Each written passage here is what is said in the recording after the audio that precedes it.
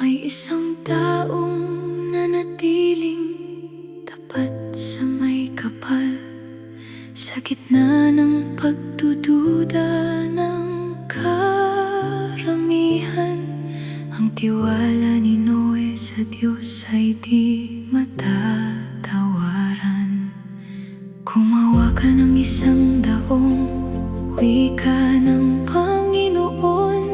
Ang kahoy na kanyang itinuro'y subok sa panahon. 300 siko ang haba at 50 ang lapad. 30 siko ang taas ayon sa kanyang sukat. 3 palapag at maraming silid, pinahira ng alkitran sa loob at gilid.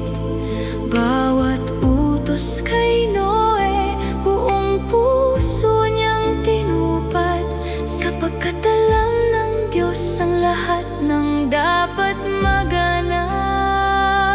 Kahit inaalipusta ng sanlibutan, hindi kailanman siya pinanghinaan. Magtiwala sa Diyos, siyang tunay na kapitan. Sa kanyang mga kamay ligtas ang daraanan. Walang manibela o timon ang daong, ngunit hindi naligaw sa gitna ng alon. Kapag ang Diyos ang siyang gumabay, walang nang dapat ikabahala kailanman. Pumili ng bawat pares ng mga hayop, malalakit, maliliit, ayon sa kanyang utos.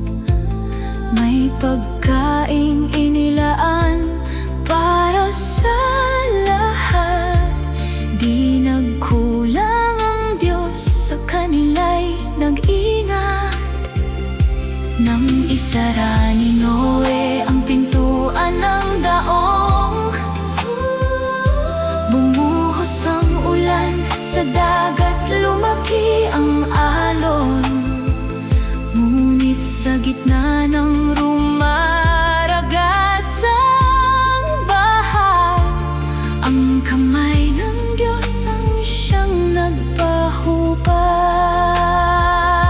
Hindi kailangan ng timon, hindi rin kailangan ng layag, sapagkat ang Diyos ay nagpahayag.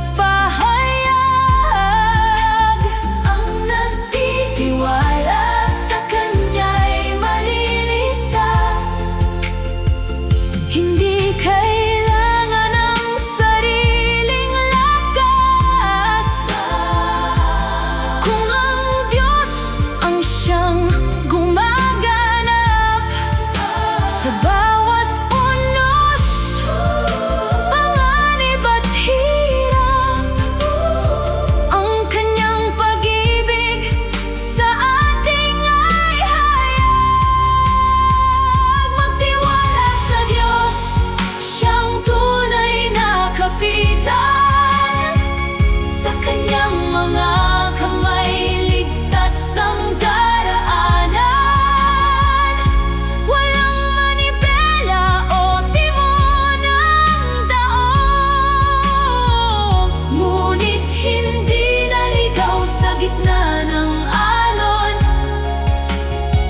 Hanggang ngayon ang aral ay buhay pa, kaya't sa Diyos tayo lubos na